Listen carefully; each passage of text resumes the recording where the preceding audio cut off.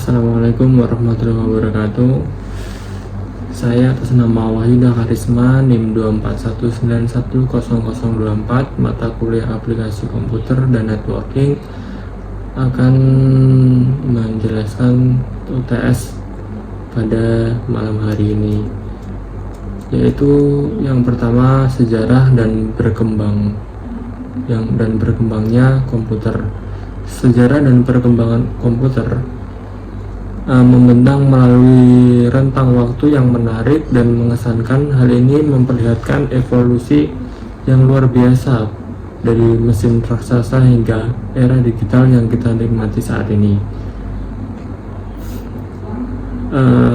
Komputer telah menjelma menjadi tonggak penting yang merevolusi cara kita hidup dan bekerja.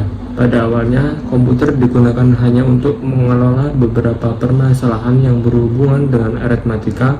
Namun, pada saat ini, komputer dapat memberikan berbagai macam fungsi seperti hiburan, mengolah data, alat transaksi, media pengawas, dan lain-lain. Komputer sendiri yaitu ada beberapa generasi. Generasi pertama yaitu pada tahun 1940 sampai 1959. Perangkat komputer generasi pertama ini digagas oleh insinyur asal Jerman yang bernama Konrad Zuse. Komputer ini berkembang untuk desain pesawat dan peluru kendali.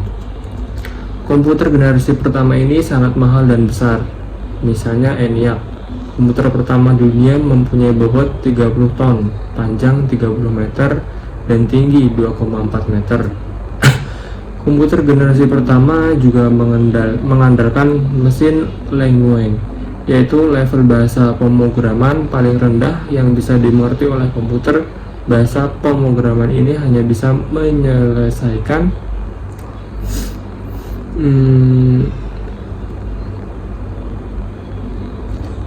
yang dimengerti oleh komputer. Bahasa ini hanya menyelesaikan satu perhitungan setiap waktu serta butuh berhari-hari atau berminggu-minggu untuk menyetar perhitungan baru. Generasi kedua yaitu pada tahun 1956 dan 1963. Perkembangan generasi kedua ini ditandai dengan diciptakannya transistor untuk menggantikan tabung hampa. Dengan hadirnya transistor, komputer dibuat lebih kecil, cepat, murah. Lebih kecil, cepat, dan murah. Bahwa di sini berarti yang dulu komputer itu berukuran sangat besar, sekarang bisa lebih kecil dan hemat energi. Selain itu, pada generasi ini juga dilakukan pengembangan memori inti magnetik. Secara umum, komputer generasi kedua sudah menggunakan bahasa pemrograman tingkat tinggi. Kapasitas memori sudah lumayan besar, tidak membutuhkan terlalu banyak listrik, dan proses operasinya sudah cepat. Generasi ketiga yaitu pada tahun 1964 sampai 1971. Komputer generasi ketiga ini ditandai dengan pengembangan integritas sirkuit. Pada tahun 1958, Jack Billy menciptakan integritas sirkuit chip atau IC. IC ini merupakan kepingan kecil yang mampu menampung banyak komponen menjadi satu. Jadi komputer pada generasi ketiga menjadi lebih kecil, cepat, dan murah. Pada masa ini kemungkinan juga untuk dipasarkan ke khalayak umum. Di sisi yang lain, komputer pada generasi kedua mulai ditinggalkan karena pemakaian transistor yang membuat komputer jadi cepat panas. Jadi generasi pertama komputer masih berukuran besar, generasi kedua lebih kecil, dan pada generasi ketiga ini komputer lebih kecil lagi dan bisa diperjualbelikan. Generasi keempat pada tahun 1971 dan sampai sekarang, periode ini ditandai dengan dikembangkannya mikrofon lanjut yang menyatukan ribuan IC ke dalam satu keping silikon. Pada masa ini, mulai muncul laptop yang sangat portable dan dapat dibawa kemana-mana. Nah, jadi laptop itu muncul pada generasi keempat, yaitu pada tahun 1971. Komputer generasi pertama yang besarnya hingga bisa mengisi seluruh ruangan. Komputer generasi keempat sudah muat dalam genggaman manusia.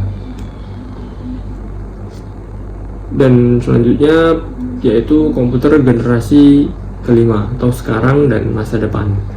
Perkembangan komputer generasi kelima ini ditandai dengan munculnya LSI atau Large Scale Integration yang merupakan pemadatan ribuan mikroprosesor ke dalam satu mikroprosesor.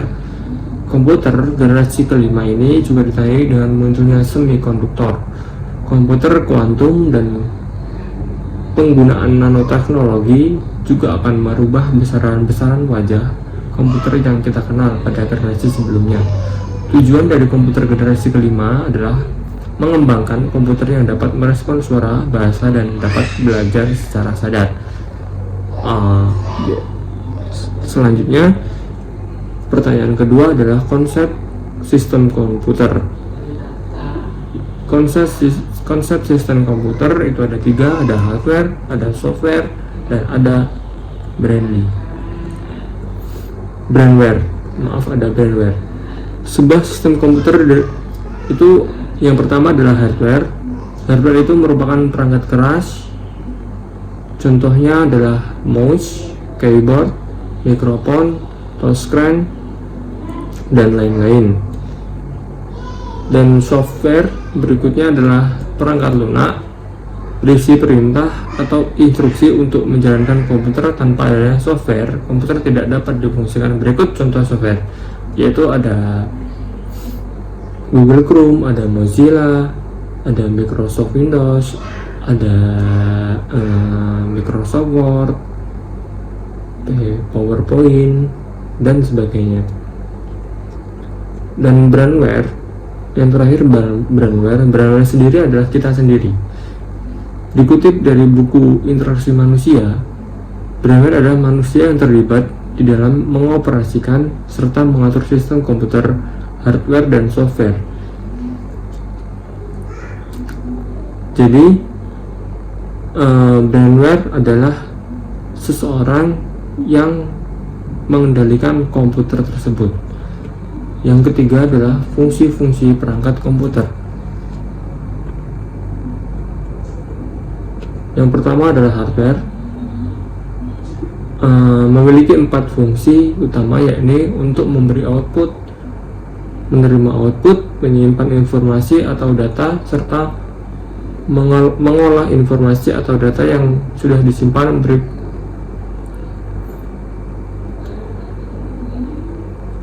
Yang selanjutnya adalah ada software. Fungsi software adalah mengolah perangkat keras agar bisa bekerja secara simultan. 2. Menyediakan fungsi penting yang memungkinkan komputer bisa beroperasi. Yang ketiga, sebagai penghubung antara hardware dengan software dalam perangkat komputer, sebagai penerjemah bahasa dari user ke mesin agar hardware mampu memahami dan menjalankan perintah dari pengguna. Yang selanjutnya ada brandware. Fungsi brandware yaitu mengelola dan merawat sistem komputer, memastikan komputer berfungsi sesuai keinginan pengguna, mengembangkan fungsi sistem komputer, mengoptimalkan teknologi informasi.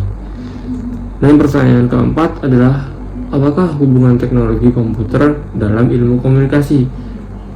Teknologi komputer dan ilmu komunikasi memiliki hubungan yang erat karena komputer merupakan salah satu peralatan teknologi komunikasi. Komputer merupakan alat komunikasi yang memungkinkan manusia untuk berkomunikasi dengan mudah, cepat, dan efisien.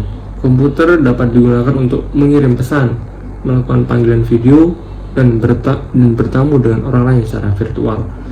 Perkembangan teknologi komputer dan informasi dalam kurung TIK telah membawa banyak perubahan sosial seperti cara berkomunikasi, cara berbisnis, dan cara memandang dunia. TIK telah menjadi bagian penting dalam dunia kerja modern karena memungkinkan peningkatan efisiensi, produktivitas, inovasi, komunikasi, kolaborasi, dan pelayanan pelangganan. Dalam dunia bisnis, komputer dapat digunakan untuk mengotomatisasi proses distribusi, pemasaran, dan manufaktur. Sekian, terima kasih penjelasan dari saya. Saya akhiri. Wassalamualaikum warahmatullahi wabarakatuh.